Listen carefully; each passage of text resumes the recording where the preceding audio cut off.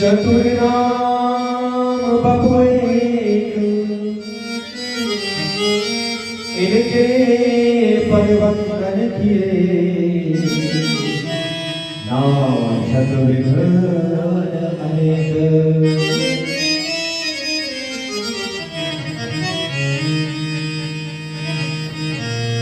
अपने जीवन की बागडोर गोविंद के चरणों में छोड़ देना सच्ची भक्ति है।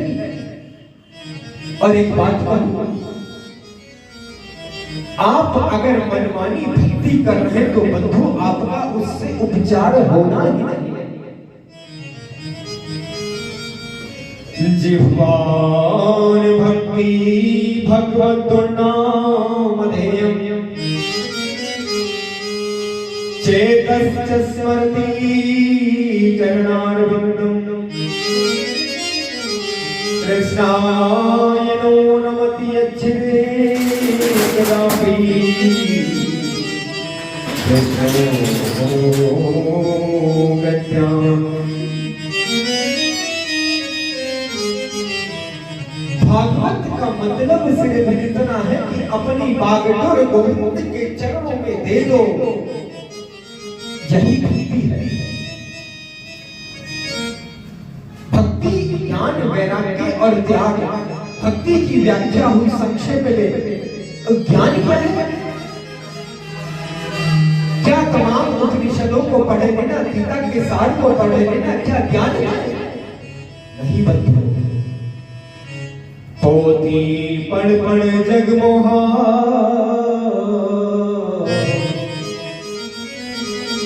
पंडित भया ढाई आखर प्रेम बढ़े सो पंडित होई। और पोथी पढ़ पढ़ जगमोहा पंडित भया।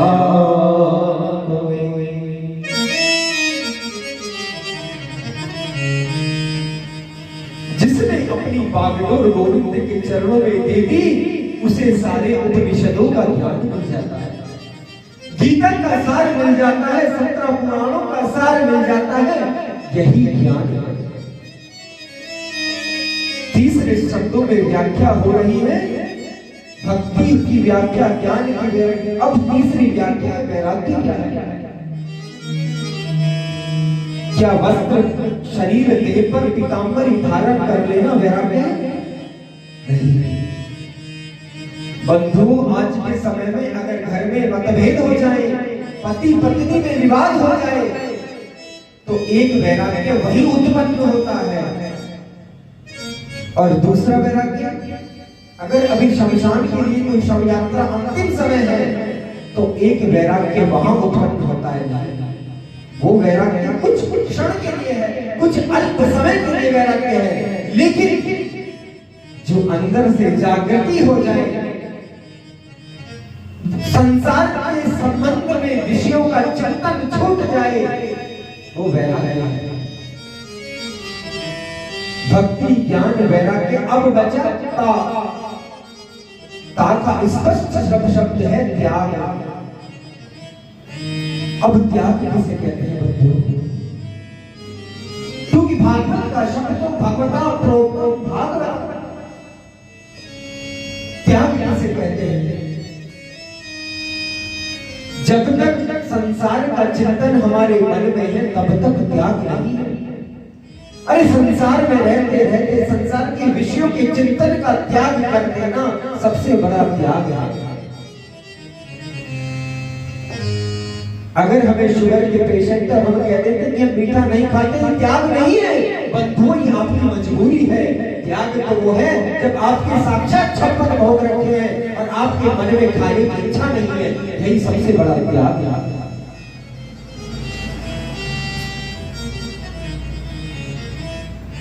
इस भागवत कथा का संक्षेप में शब्द कहूं तो भक्ति ज्ञान वैराग्य त्याग त्याग कर भागवत महापुराण में समाहित है।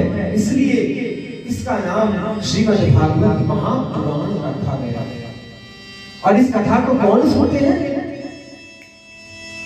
राम राम कथा शशि किरण समान,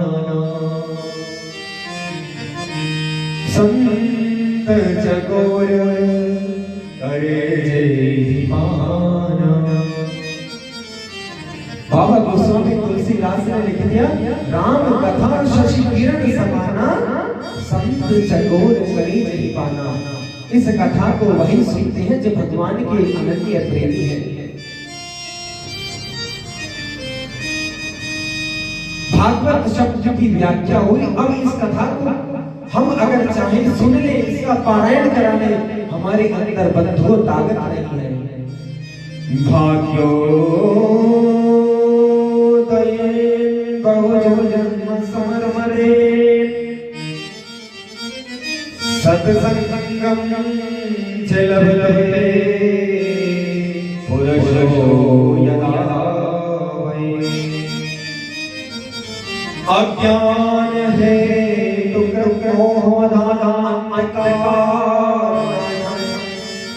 विदाय योदयते विवेका।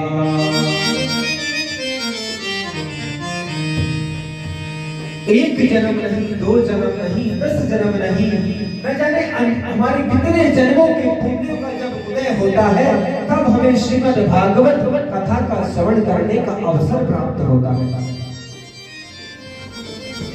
जब हमारे पितरों की कृपा हो जाए, साक्षात बलिहारी पुरुषोत्तम की कृपा हो जाए, तब श्रीमद् भागवत कथा का पारायण होता है। न जाने कितने जन्मों के पुण्य उदय हुए हैं कि आज हम श्रीमद् भागवत कथा में बैठने का अवसर मिल रहा है। न जाने पांडाल के बाहर कितने व्यक्ति हैं देख रहे हैं, लेकिन तब तक यहाँ नहीं बैठ सकते जब तक उन पर बलिहारी की कृपा न हो। आपका सौभाग्य है